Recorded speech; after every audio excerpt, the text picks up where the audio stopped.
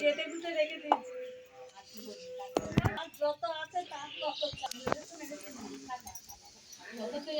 নমস্কার বন্ধুরা, নতুন রেসিপিতে আপনাদের স্বাগত। আজকে আমি আবার একটা অন্যরকম রেসিপি নিয়ে এসেছি। এই পুজোর মধ্যে যারা নিরামিষ খান তারা কিভাবে এই রান্নাটা করে খাবেন সেটাই দেখাবো। আর এটা হচ্ছে ডিম ছাড়া আমি অমলেট কারি করব, যেটা নিরামিষাশীদের জন্য খুবই উপকারী আর খুবই সুস্বাদু একটা খাবার। পুজোর মধ্যে এই রেসিপিটা করে খান, খুব ভালো লাগবে। আর আমার এই ভিডিও যদি আপনাদের ভালো লাগে থাকে, লাইক করবেন, শেয়ার করবেন, সাবস্ক্রাইব করবেন।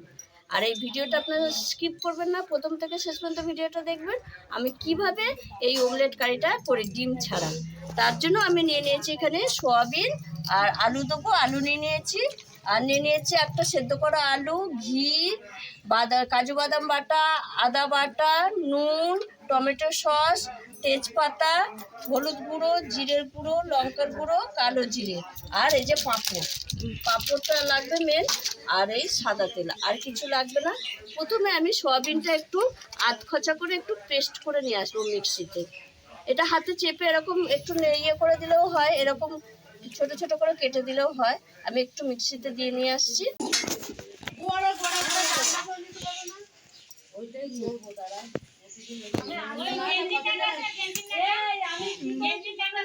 এই দেখুন বন্ধুরা, মিক্সিতে পেস্ট করে নিয়ে এসেছি।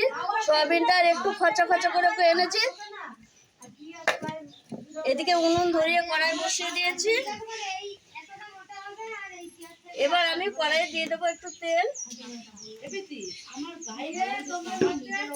একটা ছোট বাসের সাথে আমি আমার নাইটি যেটা জড়ো করে বেঁধে রেখেছি, আমি ওই টেবিলের তলায় দিয়ে দেবো কালো জিরে, কি করবো, আমি তো হাত দেয় না, তেজপাতা,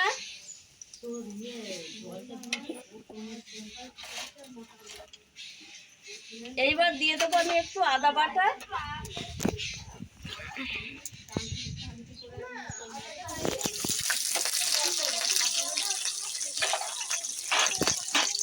জিরের গুঁড়ো, লঙ্কার গুঁড়ো, হলুদ গুঁড়ো। এইবার আমি দিয়ে দেব এই যে সয়াবিনটা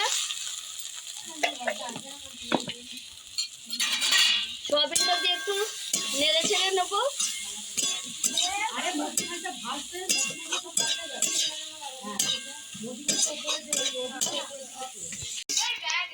এইবার আমি দিয়ে দেবো একটু টমেটো সস।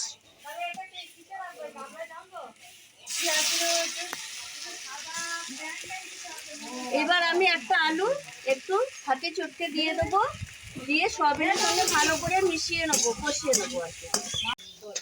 এবার আমি দিয়ে দেবো স্বাদ মতো লবণ,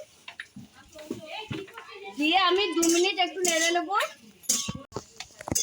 এই দেখুন বন্ধুরা, পুরটা আমার হয়ে গেছে। এবার আমি নামিয়ে নেবো।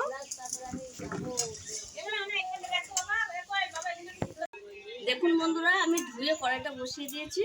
আর এখানে আমি পাঁপড় নিয়ে নিয়েছি 5টা। এবার এখানে একটু জল নিয়েছি, পাঁপড়টা একটু ভিজিয়ে নেবো, এরকম ধুয়ে নেবো। ধুয়ে আমি এরকম তুলে নেব সব কটা পাঁপড়ই। এবার আমি এটার মধ্যে পুরটা দিয়ে দেবো। পুরটা এইভাবে দিয়ে দেবো, দিয়ে আমি এরকম এখানে আর একটু জল দিয়ে দেবো হাতে করে, এইভাবে জল দিয়ে দেবো। দিয়ে এইরকম আর একটা দেবো, একটু জল দিয়ে নেবো, দিয়ে এরকম মুড়িয়ে দেবো।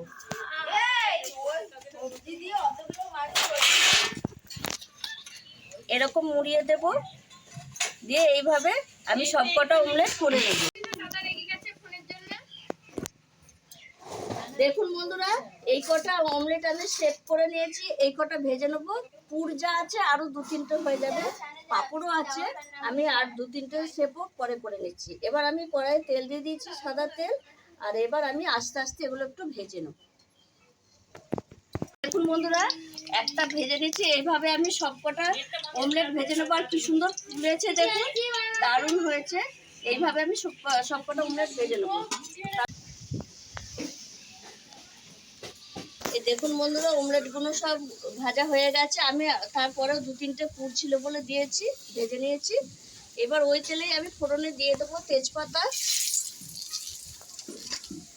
যেহেতু আমি আলু দেবো, এবার আলুগুলো দিয়ে দেবো। আপনারা আলু ছাড়াও করতে পারেন। ভাজা ভাজা হয়ে গেছে, এবার আমি দিয়ে দেবো বেটে রাখা আদা, জিরের গুঁড়ো, লঙ্কার গুঁড়ো,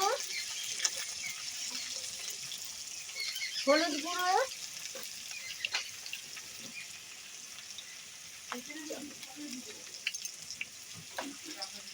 স্বাদ মতো লবণ, টমেটো সস। আপনাদের কাছে টমেটো থাকলে দেবেন, আমার কাছে টমেটো নেই বলে আমি সসটা দিচ্ছি। আর আপনারা ইচ্ছে করলে এখানে টক দইও দিতে পারেন। ভালো করে একটু কষিয়ে নেব। পুরো মশলাটা আলুর সঙ্গে কষা হয়ে গেছে। এইবার আমি দিয়ে দেবো কাজু বাদাম বাটা। কাজু বাদাম বাটাটা দিলে ঝোলটা বেশ একটু ঘন হয়, খেতেও ভালো লাগে। যেহেতু নিরামিষ ঝোল, এবার আমি জল দিয়ে দেবো।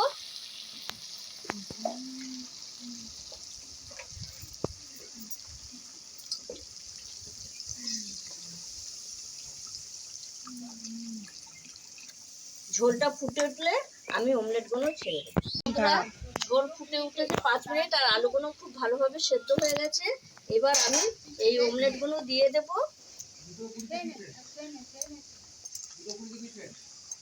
অমলেটগুলো দিয়ে আমি 2 মিনিট একটু ফুটিয়ে নেব।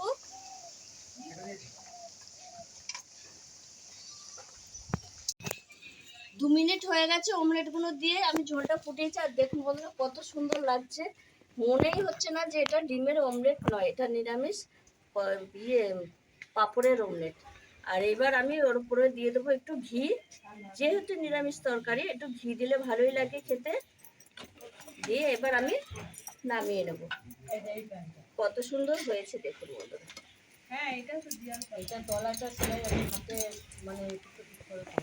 বুঝতে পারছেন কত সুন্দর হয়েছে অমলেটের তরকারি। অসাধারণ লাগে। এরকম ডিম ছাড়া নিরামিষ অসাধারণ অমলেট কারি আপনারা পুজোতে বানিয়ে খাবেন। যারা নিরামিষ খান খুবই ভালো লাগবে।